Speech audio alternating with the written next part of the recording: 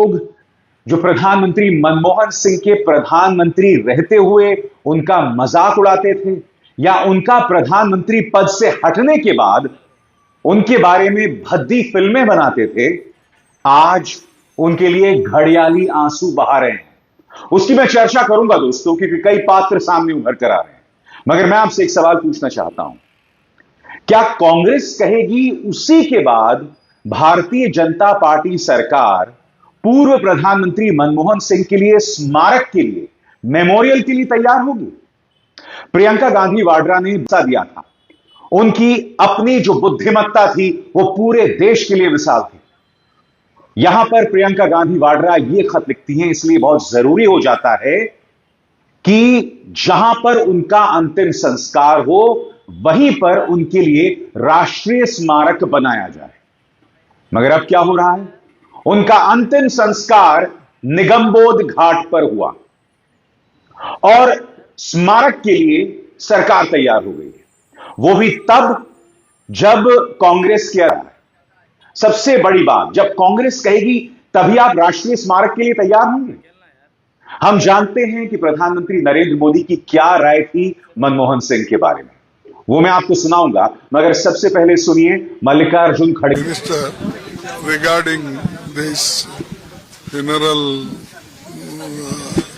event, and that is in public domain, kindly you see, take that, and that is my message, nothing else. प्रधानमंत्री नरेंद्र मोदी ने कहा था कि मनमोहन सिंह तो छतरी लेकर बैठा करते थे, भ्रष्टाचार के मुद्दों पर हमला बोलते हुए उन्होंने छतरी का इस्तेमाल किया था। सुनिए उन्होंने क्या कहा था। मगर उसे सुनाने से पहले मैं प्रधानमंत्री नरेंद्र मोदी से कहना चाहूंगा कि प्रधानमंत्री मनमोहन सिंह ने अपनी जिंदगी बेदाग गुजारी। उनकी सरकार के दौरान क्या हो रहा था उन्होंने उस पर आपत्ति भी जाहिर की थी। मगर मैं प्रधानमंत्री नरेंद्र मोदी से पूछना चाहता हूं, आप पर जो इतने भ्रष्टाचार के आरोप लग रहे हैं, अडानी का मामला हो, रफाल का मामला हो, जितने भी मामले हों, आप उसकी जांच तक करवाने को तैयार नहीं हैं। अडानी पर तो सवाल अमेरिका की अदालत उठा रहा है और आप प्रधानमंत्री मनमोहन सिंह पर यह आरोप लगा रहे थे। सुनिए क्या कहा था उन्होंने एक बार संसद के अंदर प्रधानमंत्री मनमोहन सिंह के बारे में। ये कला तो डॉक्टर साहब ही जानते हैं और कोई नहीं जानता है, तो उसके साथ कोई बैर, कोई दुश्मनी सब मिट जाता है। लेकिन यहां पे भी राजनीति चल रही है। मैं आपको एक छोटा सा सवाल करता हूं, वो आप इस देश में सब जगह पहुंचाइए कि अगर अटल जी का संस्कार होना होगा और कोई कहता कि राजघाट पे नहीं होगा,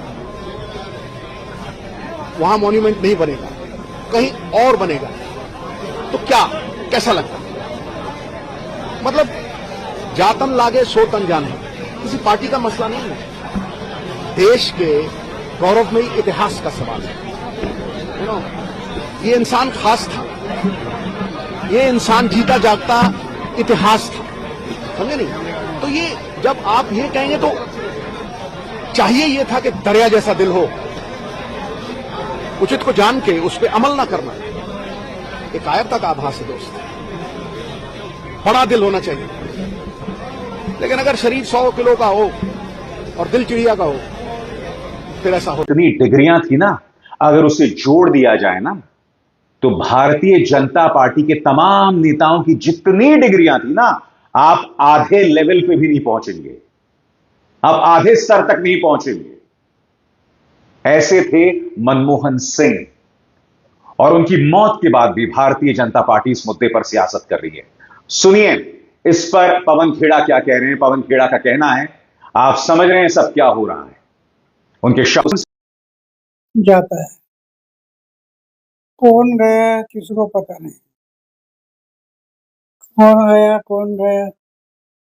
कुछ लोग ऐसे हैं कि वो अपने यादगार हमेशा पीछे छोड़ जाते हैं, समाज के लिए कुछ करके अपने यादगारी बाहर छोड़ते हैं। मनमोहन सिंह के बारे में समाज और देश के बारे में हमेशा सोचते हैं इसके कारण अर्थव्यवस्था, इस देश की अर्थव्यवस्था जो बदल दी, उसमें मनमोहन सिंह जी का बहुत बड़ा योगदान है। पूरे देश की अर्थव्यवस्था बदल गई और हमारे देश के लिए एक नया दिशा मिल गई। देश प्रगति पथ पर आज भी चल रहा है।